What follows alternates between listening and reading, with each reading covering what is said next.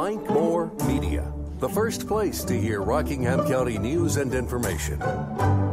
Rodney Cage is Director of Rockingham County Emergency Services 911, our monthly program. Hey, Rodney, how are you, sir? Good morning, sir. How are you? I'm doing just great.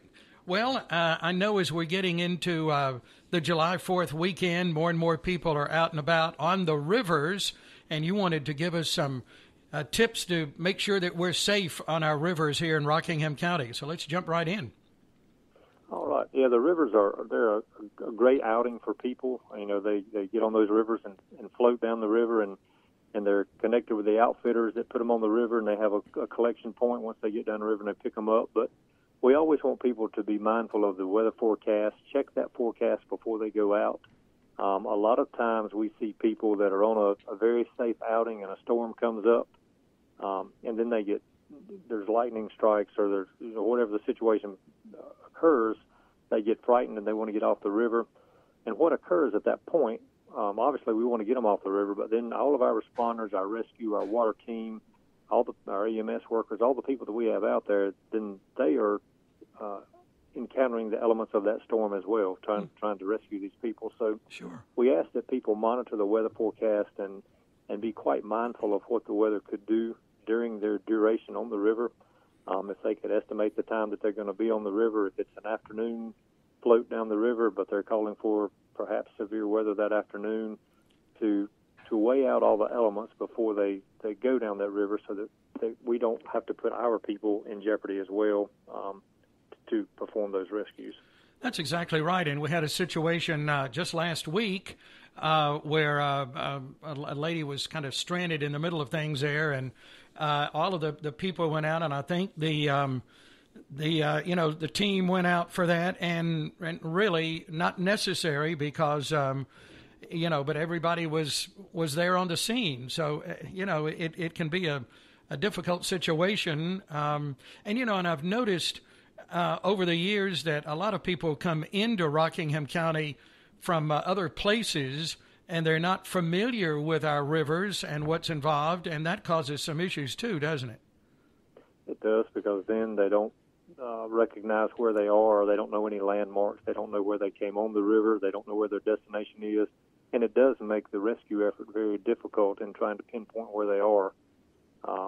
But if they would just monitor those forecasts and again have a map or develop some geographical understanding of where they are prior to beginning that float down the river, would certainly assist everyone in the event of an emergency, or if we needed to do a rescue or something of that nature. Mm-hmm, sure.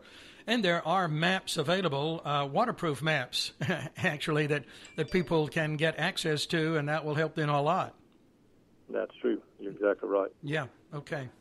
All righty. Well, that's some good advice.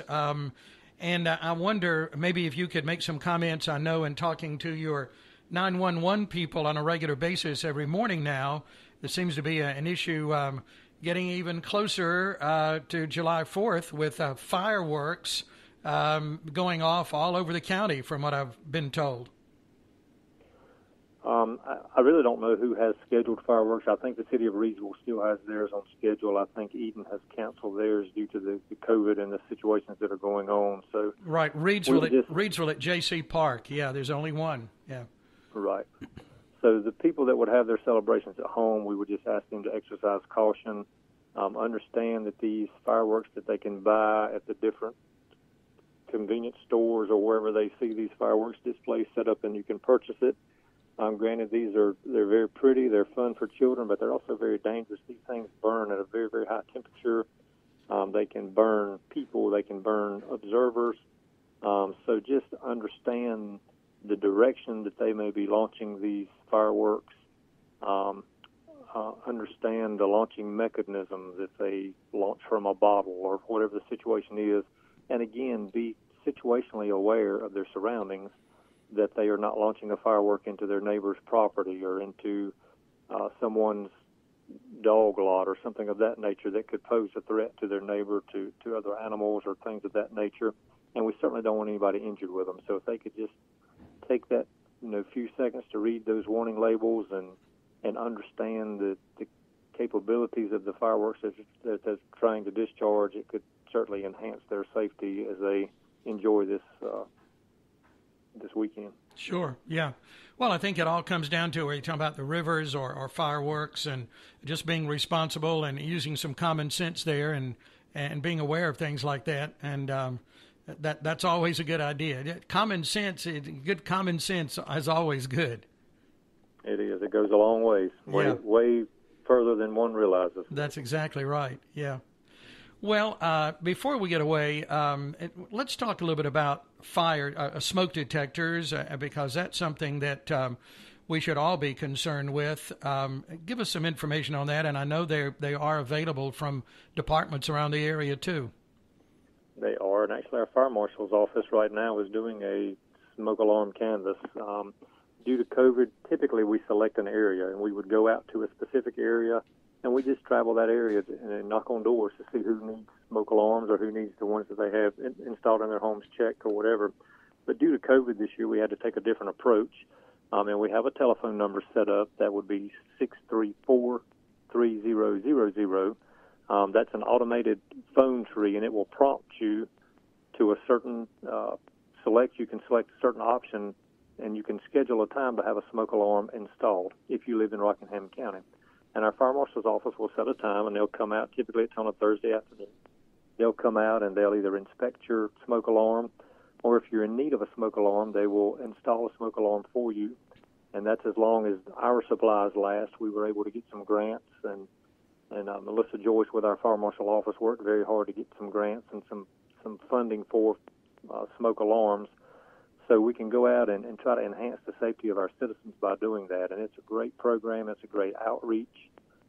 When they're doing that, they also will provide the resident with information on 911, when to call, what to call for, what to do in events of other emergencies. So it's not just the installation of a smoke alarm or the inspection of a smoke alarm. It's an informative public education setting when they come into one's house. Again, that number is 336-634-3000. Thank you and the Fire Marshal's office for making that available. And they do save lives. That's been proven time and time and again, hasn't it? Yes, many, many times. That's correct. Yeah, okay. I said smoke detector a moment ago, and you're saying smoke alarm. Is there a difference? Same thing?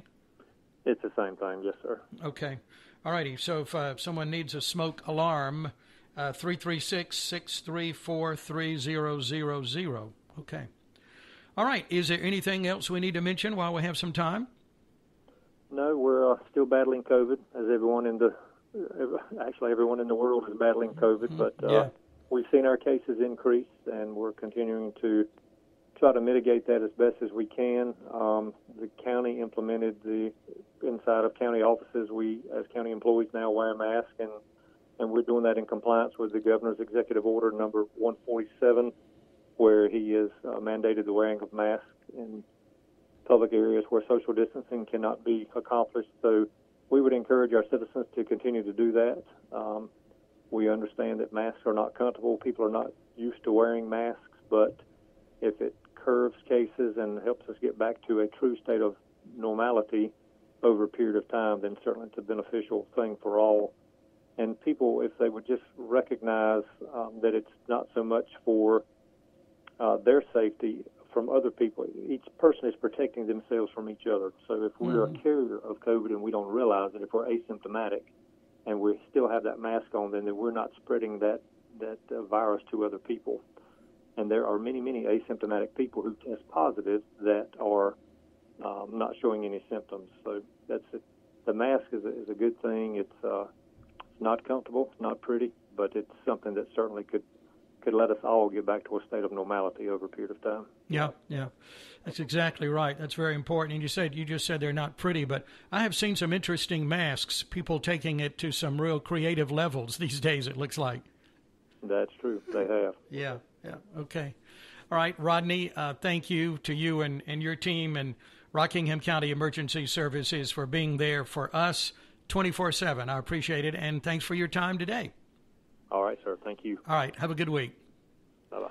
Rodney Cates is Director of Rockingham County Emergency Services 911. Always some good information. And again, that number, if you or you know of someone who would like a smoke alarm, the number is 336-634-3000. Again, I remind you of the county website. Lots of good information there at myrockinghamcountync.com.